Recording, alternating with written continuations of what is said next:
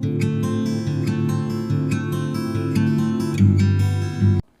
दोस्तों, मैं लोकेश शाह। व्यष्टि अर्थशास्त्र का हमारा F4 सीरीज़ आज हम चालू कर रहे हैं। F4 सीरीज़ का पार्ट 1 और ये रिलेटेड है मांग की लोच। A3 सीरीज़ में हमने थ्योरी ऑफ डिमांड देखा, उसको स्टडी किया। अब हम लेते हैं F4 में पार्ट 1 में मांग की लोच, एलास्टिसिटी ऑफ डिमांड। ठीक है, एलास्टिसिटी क्या होता है? प्रत्यास्थता बोले, फिजिक्स की बात करें तो प्रत्यास्थता। रबड़ देखें, इलास्टिक कितना वेरिएशन करता है, कितना खींचा जाता है। यहाँ हम अर्थशास्त्र में एलास्टिसिटी की अगर बात करें तो हम ये देखते हैं कि वस्तु की कीमत, उपभोक्ता की आय, संबंधित वस्तुओं की कीमतें जब जब भी बदलती हैं तो मांग में परिवर्तन होता है। हमने मांग के सिद्धांत में पढ़ा कि जो प्रभावित करने वाले कारक हैं वो जब भी बदलते हैं तो मांग बदलती है, लेकिन मांग कितनी बदलेगी ये बताया मांग के सिद्धांत में नहीं। ये हमने पढ़ा कि कीमत इतनी बढ़ेगी तो मांग इतनी घटेगी, ये पढ़ा नहीं पढ़ा। हमने ये पढ़ा कि कीमत बढ़ेगी तो मांग घटेगी, कीमत घटेगी तो मांग बढ़ेगी। कितनी? क्वांटिटेटिव मेजरमेंट हुआ नहीं हुआ, ये यहाँ होगा। तो मांग की लोच क्या बताती है? किसी वस्तु की कीमत में या उपभोक्ता की आय में या संबंधित वस्तुओं की कीमतों में परिवर्तन होने से मांग की क्या प्रतिक्रिया होती है, मांग मात्रा में कितनी प्रतिक्रियात्मक होती है। Degree of responsiveness of demand on price of the commodity. Demand की रेस्पॉन्सिवनेस की डिग्री कितनी है, डिमांड कितना रिस्पॉन्ड करती है, कब? जब वस्तु की कीमत या संबंधित वस्तुओं की कीमत या आय में परिवर्तन होता है तो डिमांड कितना रिस्पॉन्ड करती है, उसको हम बोलते हैं मांग की लोच। देखिए, मांग की लोच के 3 प्रकार हैं। कौन कौन से? कीमत लोच, आय लोच, तिरछी लोच। हम यहाँ पर बात करें कि मांग की लोच का जो कंसेप्ट है उसका वैज्ञानिक विश्लेषण जो है वो करने का श्रेय किसको जाता है? Professor Alfred Marshall. मांग की लोच का वैज्ञानिक विश्लेषण मार्शल ने किया।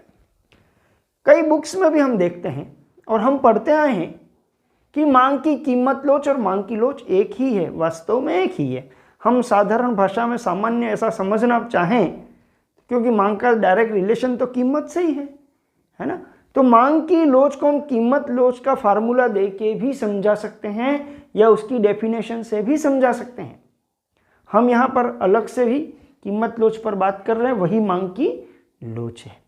मांग का नियम और मांग की लोच में क्या अंतर है, ये हमने पढ़ा। मांग का नियम, अन्य बातों के स्थिर रहने पर वस्तु की कीमत और मांग मात्रा में विपरीत संबंध होता है, अर्थात कीमत बढ़ती है तो मांग घटती है और कीमत घटती है तो मांग बढ़ती है। ये तो है मांग का नियम।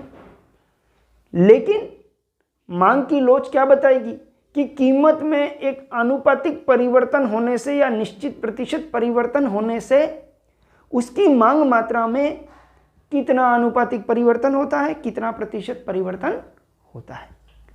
हम ये कहेंगे कि मांग का नियम गुणात्मक कथन है, जबकि मांग की लोच मात्रात्मक कथन है। मांग का नियम क्वालिटेटिव कंसेप्ट है और मांग की लोच क्वांटिटेटिव कंसेप्ट है। हम अब लेते हैं मांग की लोच के प्रकार। इसमें पहला है मांग की कीमत लोच, ईपी, या इसी को हम मांग की लोच भी कहते हैं, ईडी। कीमत लोच है तो हमको समझना है कि कीमत में परिवर्तन का प्रभाव देख रहे हैं हम मांग की मात्रा पर। फार्मूला देखिए, मांग की कीमत लोच EP price elasticity of demand या ED elasticity of demand, same thing. और इसका फार्मूला क्या? जो फार्मूला है वही डेफिनेशन है, इसी से हम डेफिनेशन बनाएंगे। क्या फार्मूला है? मांग मात्रा में आनुपातिक परिवर्तन। ध्यान रखना, इन तीनों में से कोई सी भी लोच पढ़ो, ऊपर तो मांग मात्रा में आनुपातिक परिवर्तन ही आएगा, फिक्स है। मांग मात्रा में आनुपातिक परिवर्तन, और नीचे क्या आएगा? आप कौन सी लोच देख रहे हो? कीमत लोच। नीचे आएगा वस्तु की कीमत में आनुपातिक परिवर्तन। ठीक है, अब इसको हम फार्मूले में न्यूमेरिकल करने हो तो फार्मूला चाहिए ना, फार्मूला बनाते हैं। कैसे बनेगा? कोई भी आनुपातिक परिवर्तन निकालना हो तो यहाँ मैंने एक जनरल फार्मूला लिख दिया है। प्रोपोर्शनल चेंज, प्रोपोर्शनल चेंज अगर निकालना है, चेंज अपॉन ओरिजिनल, कितना चेंज आया, परिवर्तन बटा प्रारंभिक, परिवर्तन होने से पहले कितना था, चेंज अपॉन ओरिजिनल, ये आप ध्यान रखो। आनुपातिक निकालना हो, प्रोपोर्शनल चेंज निकालना हो तो फार्मूला क्या हो गया? Change upon original. और परसेंटेज चेंज निकालना हो तो चेंज अपॉन ओरिजिनल इंटू 100। ये क्लियर है, हर कंसेप्ट में ये ध्यान रखना है कि proportionate change, change upon original, percentage change, change upon original into 100। अब देखिए, अब हम इसका फार्मूला बनाते हैं। मांग मात्रा में आनुपातिक परिवर्तन। अब मांग को हम मांग मात्रा को Q लिखते हैं, कीमत को हम P लिखते हैं। तो चेंज के लिए हम डेल्टा लगा रहे हैं, ये डेल्टा है, डेल्टा Q मांग मात्रा में परिवर्तन बटा Q। यहाँ Q हमने वास्तविक मांग मात्रा, प्रारंभिक मांग मात्रा के लिए लिखा है, वो हमने यहाँ लिख दिया है। Q प्रारंभिक मांग मात्रा है, P प्रारंभिक कीमत है। कीमत में आनुपातिक परिवर्तन तो डेल्टा P कीमत में परिवर्तन बटा P ओरिजिनल प्राइस, चेंज होने से पहले। अब इनको फिर सेट करें तो ये Q नीचे आ गया, P ऊपर चला गया, ये फॉर्मेट आया, और उसके बाद ये आया P बटा Q डेल्टा Q बटा डेल्टा P। न्यूमेरिकल करने के लिए ये फार्मूला चलाएंगे। आप यहाँ देख रहे हैं कि मैंने माइनस का साइन लगाया है। माइनस का साइन लगाया जाता है, क्यों लगाया जाता है? क्योंकि मांग की कीमत लोच या मांग की लोच ऋणात्मक होती है। ऋणात्मक क्यों होती है? क्योंकि वस्तु की कीमत और मांग मात्रा में विपरीत संबंध होता है। मांग के नियम के कारण यहाँ पर ऋणात्मक चिन्ह जो है वो लगाया जाता है। लेकिन अगर मांग की लोच, जैसे अधिक लोच दर है, कम लोच दर, ये जब भी हम कैलकुलेट करेंगे ना तो इसकी हम एब्सोल्यूट वैल्यू निकाल लेंगे, माइनस हटा के हम देख लेंगे कि कितनी वैल्यू है, वो हम नेक्स्ट पढ़ते हैं। दूसरा है हमारा मांग की आय लोच, income elasticity of demand. Income elasticity को हम EI भी लिख सकते हैं या EY भी लिख सकते हैं, दोनों में से कोई सा भी सिंबल ले सकते हैं। इसका फार्मूला बनाना है, चलो इसी से बनाओ। इसी से हम ये फार्मूला बनाएंगे। ऊपर तो मांग मात्रा में आनुपातिक परिवर्तन रहेगा, है ना, और नीचे क्या आएगा? तो हम कौन सी लोच पढ़ रहे हैं? आय लोच। तो हम नीचे लिखेंगे उपभोक्ता की आय में आनुपातिक परिवर्तन। अब फार्मूला बनाओ। मांग में आनुपातिक परिवर्तन का तो वही है, डेल्टा Q बटा Q, और आय में आनुपातिक परिवर्तन का बन जाएगा डेल्टा Y बटा Y। क्यों? क्योंकि अभी हमने बताया ना, प्रोपोर्शनेट चेंज का फार्मूला क्या है? Change upon original. तो आय में परिवर्तन डेल्टा Y बटा Y, original income, initial income, change होने से पहले की इनकम। ठीक है ना, प्रारंभिक का मतलब ये होता है इनिशियल या चेंज होने से पहले। अब इसको सेट करें तो Y बटा Q, डेल्टा Q बटा डेल्टा Y, ये फार्मूला बनता है। देखिए यहाँ और यहाँ कंपैरिजन करो आप, Q डेल्टा Q की पोजीशन सेम है, कीमत लोच हो तो P डेल्टा P, आय लोच हो तो Y डेल्टा Y। यहाँ पर सिंबल नेगेटिव हमने नहीं लगाया है। क्यों? क्योंकि सामान्य वस्तुओं के संदर्भ में आय प्रभाव धनात्मक होता है, अर्थात आय बढ़ने पर मांग बढ़ती है ना, इसलिए धनात्मक चिन्ह आता है। और हीन और गिफन वस्तुएं जो होती हैं उनका आय प्रभाव ऋणात्मक होता है, अर्थात हमारी आय बढ़ती है तो हम घटिया या गिफिन वस्तुएं कम खरीदते हैं। तो यहाँ पर ये ध्यान रखें, सामान्य वस्तुओं की आय लोच धनात्मक होती है, EY ग्रेटर देन 0, और हीन और गिफन वस्तुओं की आय लोच ऋणात्मक EY लेस देन 0 होती है। अब हम बात करेंगे मांग की तिरछी लोच या आड़ी लोच। Cross elasticity of demand, cross से ही मालूम पड़ गया कि एक की कीमत है और दूसरे की मांग है। अब ये प्रश्न कितनी बार मैंने कंपटीशन एग्जाम में देखा है कि तिरछी लोच या आड़ी लोच की अवधारणा किसने दी? प्रोफेसर रॉबर्ट ट्रिफिन, ध्यान रखना ये इंपॉर्टेंट क्वेश्चन है। तिरछी लोच की अवधारणा किसने दी? रॉबर्ट ट्रिफिन इसने दी है ना।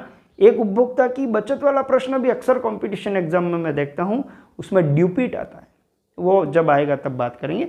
ये रॉबर्ट ट्रिफिन, ठीक है ना। अब इसका फार्मूला बनाना है, इसका सिंबल क्रॉस इलास्टिसिटी का क्या दिया हमने?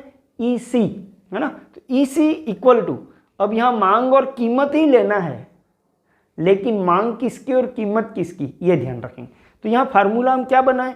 या तो अपन ऐसा लिख दें कि एक वस्तु की मांग में आनुपातिक परिवर्तन और दूसरी वस्तु की कीमत में आनुपातिक परिवर्तन, लेकिन हमको फार्मूला बनाना है, इसलिए हम x और y वस्तुएं ले लेते हैं।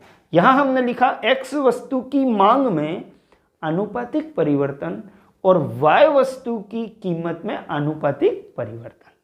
एक की कीमत में परिवर्तन का दूसरे की मांग में परिवर्तन पर प्रभाव देखना है। अब फार्मूला कैसे बनाएंगे? तो मांग किसकी है? x की, तो q के सफिक्स में हमने x लगा दिया, डेल्टा QX बटा QX।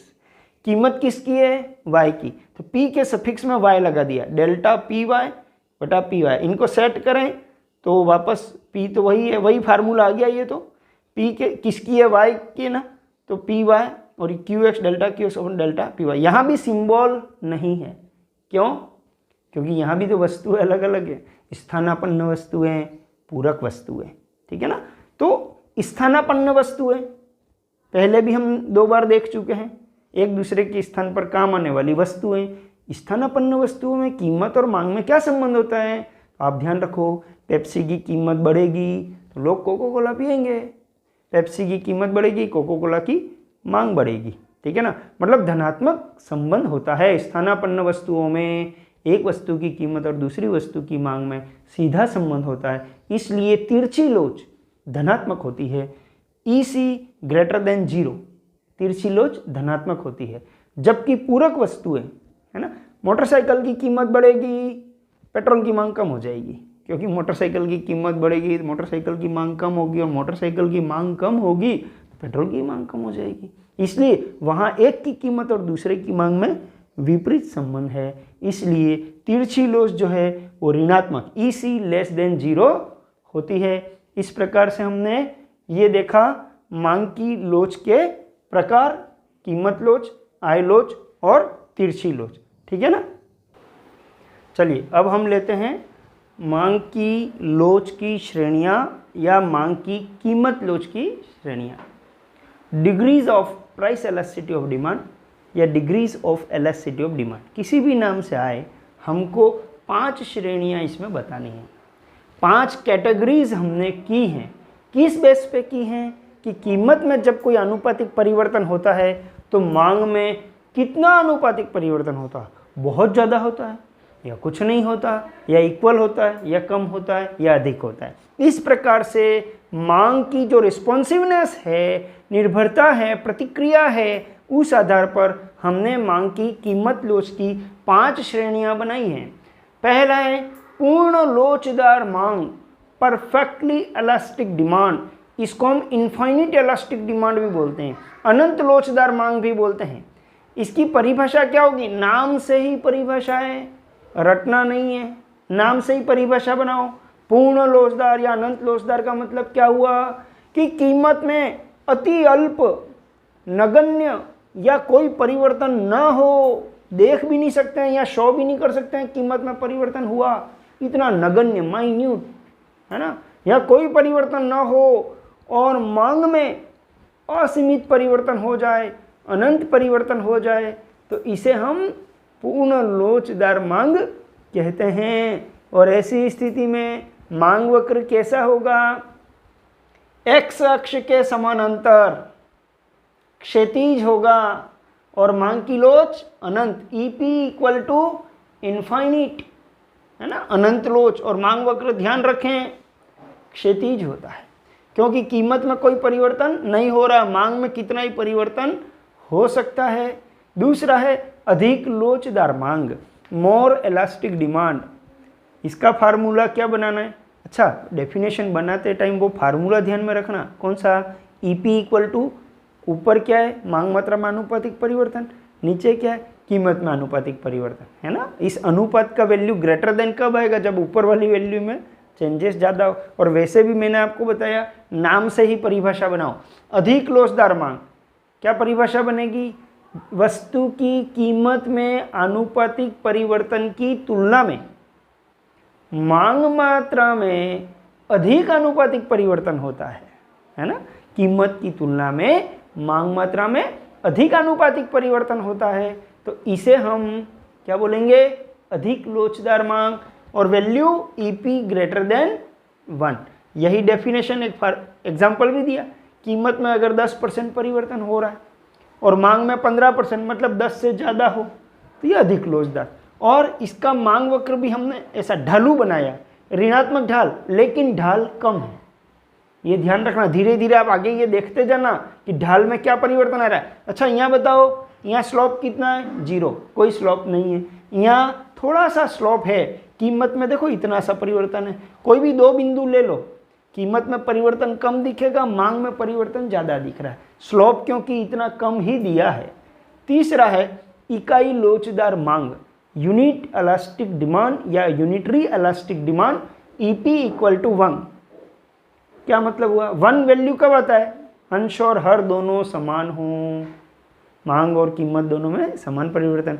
क्या परिभाषा बनेगी, जब वस्तु की कीमत और मांग मात्रा में समान आनुपातिक परिवर्तन हो तो मांग की लोच इकाई के बराबर होती है। इसे इकाई लोचदार मांग भी कहते हैं। देखिए एग्जाम्पल हो जाएगा कि कीमत में 10% परिवर्तन हो और मांग में भी 10% परिवर्तन हो जाए। इसका वक्र देखिए, अब ढाल हमने थोड़ा बढ़ा दिया है। अगर हम एंगल की बात करें, इसको मैं यहाँ मिला दूँ 45 डिग्री का एंगल बनेगा, ध्यान रखना। इसको अगर ऊपर भी मिला दें 45 डिग्री का एंगल बनेगा अगर इकाई लोचदार है तो ढाल थोड़ा सा और बढ़ा दिया, अब दोनों में बराबर परिवर्तन दिख रहा है। एंगल याद रखना 45 डिग्री बताया मैंने। यस। चौथा है कम लोचदार या बेलोचदार मांग, लेस इलास्टिक और in elastic demand. Less elastic का मतलब ईपी लेस देन 1, यहाँ वैल्यू 1 से कम। परिभाषा नाम से ही बनेगी, कम लोचदार है ना। परिभाषा क्या बनाएंगे, वस्तु की कीमत की तुलना में मांग मात्रा में आनुपातिक परिवर्तन कम हो, मांग मात्रा में आनुपातिक परिवर्तन कम हो कीमत की तुलना में, इसे कहेंगे कम लोचदार मांग। एग्जाम्पल क्या होगा कि कीमत में 10% परिवर्तन हो और मांग में 5% परिवर्तन, मतलब 10 से कम हो, तो इसे हम कम लोचदार मांग कहते हैं। इसका डायग्राम देखिए, इसका स्लोप और बढ़ा दिया हमने, मतलब 45 डिग्री से भी ज़्यादा एंगल हमने कर दिया। और यहाँ पर स्लोप ज़्यादा बढ़ने से कीमत तो बहुत ज़्यादा परिवर्तित हो रही है और मांग में थोड़ा सा परिवर्तन है और ईपी लेस देन 1। पांचवा देखिए, पूर्ण लोचदार मांग या शून्य लोचदार मांग। इसको इंग्लिश में बोलते हैं अपन पूर्ण बेलोचदार, परफेक्टली इनइलास्टिक या शून्य लोचदार, जीरो इलास्टिक डिमांड। शून्य लोचदार क्या परिभाषा बनेगी, मांग में कोई परिवर्तन नहीं हो रहा है तो कीमत में चाहे कितना ही परिवर्तन हो जाए, ठीक है, और मांग में कोई परिवर्तन नहीं हो, इसे हम कहेंगे शून्य लोचदार मांग, है ना। और ऐसी स्थिति में मांग वक्र देखिए लंबवत हो गया, ईपी 0 है। अब ये लंबवत क्या बता रहा है कि कीमत कितनी ही बदल जाए मांग स्थिर रहेगी। और अब अगर हम इन पांचों को एक ही डायग्राम में समझने के लिए बना दें तो ऐसा डायग्राम बनेगा। देखिए आप, ये क्षैतिज, तो ये अनंत लोचदार हो गया। थोड़ा सा डाउन कर, चलो ये फर्स्ट, एक ये लास्ट बना दो, सॉरी, यहाँ ईपी इक्वल टू 0 लास्ट, है ना। ये लंबवत हो गया, ये 0, क्षैतिज हो गया अनंत, और एक बिल्कुल बीच में बना दो 45 डिग्री वाला, वो हो गया इकाई के बराबर। अब इससे ऊपर बनाओगे तो इकाई से अधिक और इससे नीचे बनाओगे तो इकाई से कम, ऐसा याद रखो। ये अनंत, ये 0 और बीच में 1, 1 से ऊपर आएगा ग्रेटर देन, 1 से नीचे आएगा तो लेस देन। ये कीमत लोच की 5 श्रेणियों को हमने एक साथ बता दिया है। ये मांग की कीमत लोच की 5 श्रेणियां हो गई। अब हम ले लेते हैं मांग की आय लोच की श्रेणियाँ। अभी हमने कीमत लोच की श्रेणियाँ ली थी, अब आय लोच की श्रेणियाँ। ध्यान रखें, डेफिनेशन सारी वही है, श्रेणियाँ मूल्य सभी वही हैं, अंतर है तो केवल मांग वक्र के ढाल का। ठीक है ना, वो ऋणात्मक ढाल में मांग वक्र चला था क्योंकि कीमत और मांग में विपरीत संबंध था। ये आय और मांग में सीधा संबंध है, ये धनात्मक ढाल पे चलेगा। पहला यहाँ पर पूर्ण लोचदार है ना, पूर्ण लोचदार में E Y equal to infinite, मांग वक्र वही क्षैतिज कि आय में कोई परिवर्तन ना हो और मांग में असीमित परिवर्तन हो जाए। दूसरा अधिक लोचदार, इसकी डेफिनेशन कि आय की तुलना में मांग में परिवर्तन ज़्यादा हो जाए। ये देखिए आय कम परिवर्तन मांग में ज़्यादा, ई वाई ग्रेटर देन 1। तीसरा इकाई लोचदार, अर्थात आय में और मांग में समान अनुपातिक परिवर्तन हो जाए, 10-10% दोनों में हो जाए तो इक्वल टू 1। ये 45 डिग्री के एंगल पे वक्र बनेगा। ध्यान ये रखना कि ये धनात्मक ढाल में चल रहे हैं मांग वक्र। यहाँ हमने थोड़ा सा स्लोप दिया, यहाँ स्लोप थोड़ा और बढ़ा दिया है ना, इक्वल चेंज आ रहे हैं। चौथा है कम लोचदार, ई वाई लेस देन 1। कम लोचदार की परिभाषा, आय की तुलना में मांग में अनुपातिक परिवर्तन कम होगा, आय में 10%, मांग में 5%। ढाल और बढ़ा दिया हमने, मांग में परिवर्तन इतना और कीमत में परिवर्तन आय में परिवर्तन इतना ज़्यादा है ना, तो मांग में परिवर्तन कम और आय में परिवर्तन ज़्यादा है, तो मांग में परिवर्तन कम होने के कारण इसका नाम है कम लोचदार। अब हम लेते हैं पूर्ण बेलोचदार या शून्य लोचदार। शून्य लोचदार तो ई वाई हो गया 0 कि आय में कितना ही परिवर्तन हो जाए, मांग में कोई परिवर्तन नहीं, तो मांग वक्र कैसा है, लंबवत, ई वाई इक्वल टू 0। अब इन पांचों को हमने एक डायग्राम में लिया, जैसे कीमत लोच की 5 श्रेणियों को लिया था वैसे ही 5 इसमें भी फर्स्ट और लास्ट वही है। देखिए ये अनंत लोचदार क्षैतिज, पूर्ण बेलोचदार हम देखें या शून्य लोचदार जो है वो लंबवत, और बीच वाला जो इक्वल टू 1 है वो उसमें भी 45 डिग्री पे था, तो यहाँ भी ये 45 डिग्री पे। बस अंतर कितना है कि इसके ढाल धनात्मक होंगे, उसके ढाल ऋणात्मक होंगे। ये 45 डिग्री पे इक्वल टू 1 है ना। अब 1 से ऊपर की तरफ जाओगे तो ग्रेटर देन 1, 1 से नीचे की तरफ जाओगे ये 1 से 0 की तरफ हम जाएंगे तो लेस देन 1, और 1 से इन्फाइनिट की तरफ जाएंगे तो ग्रेटर देन 1। इस प्रकार से हमको ये ध्यान रखना है कि अनंत से शून्य ये ऐसा होता है, और उसमें हमने देखा अनंत से शून्य इस प्रकार से हो रहा था। ये मांग की लोच की, कीमत लोच की श्रेणियाँ, आय लोच की श्रेणियाँ सभी समाप्त होते हैं। इस वीडियो को हम यहीं समाप्त करते हैं, आगे का मैटर नेक्स्ट वीडियो में देते हैं। धन्यवाद।